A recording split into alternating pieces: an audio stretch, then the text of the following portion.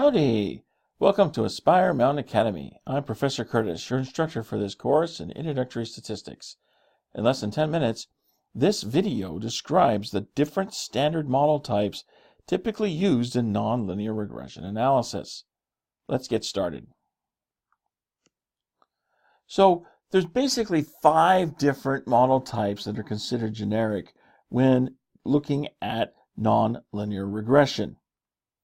The first is what we've already seen, the linear. And of course, the reason why we're considering the linear type, even though it's called nonlinear regression, is because sometimes we don't know what the data set is when we look at it initially. So, we make the scatter plot. It could turn out to be linear.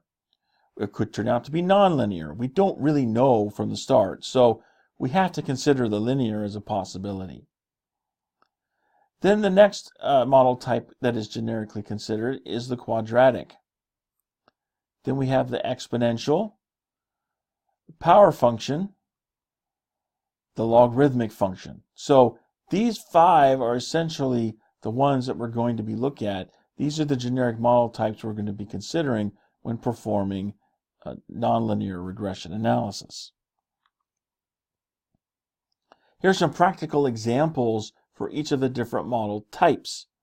So linear models are typically used for, modeling tobacco smoking deaths, capital asset pricing, labor demand and supply, so on and so forth. And you can go ahead and take a look at all the different examples. This listing here that you see in the table is by far not comprehensive, but there's some pretty typical examples that what we see here from people who actually make models as part of their day job. And so you can see from the table here that each of the different model types is sufficiently used and represented out there in the real world. So again, not all data sets are going to be able to be modeled with a linear fit. Sometimes we have to go nonlinear, and that's where we're using something like the quadratic or the exponential or the logarithmic or power function. Let's take a look at an example problem involving population growth. So here we have a table listing the population of the United States in millions for different years. And I hate this part, okay? But, we got to go through it because some of your problems that you're going to get for assignments are asininely worked this way. They use what's called coded years, okay? So we're going to translate these years into coded years. And what that means is instead of putting 1800 into our model, we're going to put just the number 1. And instead of putting the year 1820, we're going to put the coded year 2, and so on and so forth. So these coded years represent basically increments of 20 years. So, it's been 1800 represents 1 unit of 20 years since 1780, which is when the population census was actually started to be taken. So here we've got our coded years that we're going to be using instead of the actual calendar years. And of course, we match that up with the corresponding population values. So we're asked to find a mathematical model for the population size and then make a prediction out past where the data set takes us. So the data set only goes up to the year 2000. We're asked to use this data to make a prediction for the year 2020. Of course, the first thing we always do when making a model is make a scatter plot of our data. So let's do that here first. So when we do that, we get something that looks like this. Yeah, okay. So we take the shape of that, we kind of ask ourselves, which of those generic model types does this sort of look like? Okay, so that's one of the ways that we can actually approach this. Okay, you should compare the pattern of the data in the scatter plot with the general shape of the generic model types. Okay, the other way to approach this, okay, is if we're going to use that method, okay, we're going to have to say, okay, what are our good candidates? We've got 3 of them here: the quadratic, the exponential, and the power. So we can take that out and say, okay, so which one of these 3 is it going to be? But, in practice, we're just going to use that table that we saw earlier of practical application examples. And we're going to say, okay, so where's our application? Which model should we use to make it? Because otherwise, what we'd have to do, okay, in StatCrunch is to make the quadratic model, get its adjusted R-squared value, get its p-value. We do the same thing with the exponential model and the power. So we're making 3 models, one at a time, and then we make that little table, and we compare the values for each of the models to select which one's the best. It's like, come on, let's sidestep all that. Just go straight to the table. There's a table there we can use. Let's just use the table. So if we use that table, we see that population growth appears as an example of a quadratic model. So we'll just skip the model making and go straight to the one we need to make, which is the quadratic. Okay, so that's the one we're going to make. So again, if the theoretical approach has us making multiple models and then comparing them, but let's just be practical about this. Okay, we'll just use that table there and make just one model, which is the model that we need to make. Okay, now that we know what model we need to make, we can actually use the software to make the model. So when we do that, out comes this results window here in StatCrunch.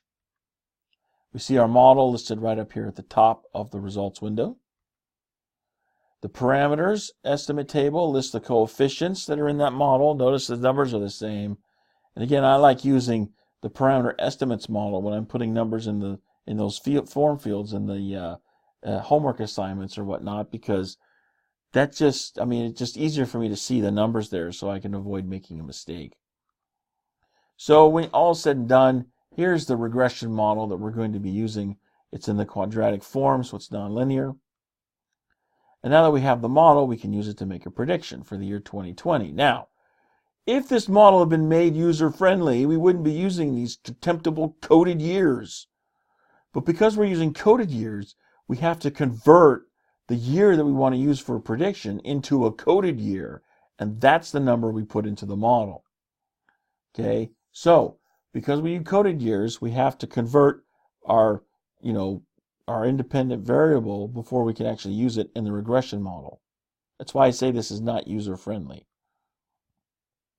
So when we do that, we get a coded year of 12. We'll put the 12 into the model, punch out the math, and out comes 336.4, which is 336.4 million people. That's the prediction for the population of the United States in the year 2020, based on the data that we were given. Notice the prediction value is right here in your results window in StatCrunch. So you can actually put that in. There's a space in the options window for you to actually stick that in there. Remember again, you've got to use the coded years, and StatCrunch will then do the math for you. Okay. Now, we are making a prediction outside of the range of our values, but it's only just outside. So in that case, a little slight extrapolation, probably not going to be that bad.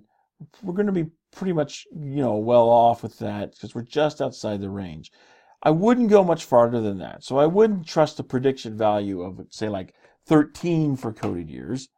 To me, that would be too far out. But, the 12 is just, the next notch outside. We're probably okay with that.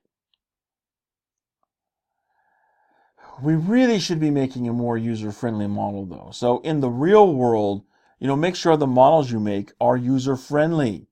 People don't want to have to convert years. They just want to think in calendar years. So give them in the model that they make. So if we use coded years, here's the model. If we use the original calendar years, here's the model. Notice the coefficients in the model are very different, even though both models have the quadratic form. Okay, but the predicted value comes out exactly the same.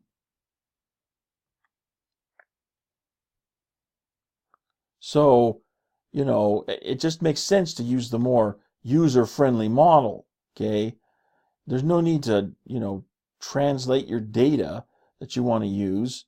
You just make the user-friendly model. That's just better form, but that's not the way your assignments are always set up. And that brings us to the end of this mini lecture. I hope you found it helpful. You can find more mini lectures for this and other courses at AspireMountainAcademy.com. Thanks for watching. I'll see you in the next video.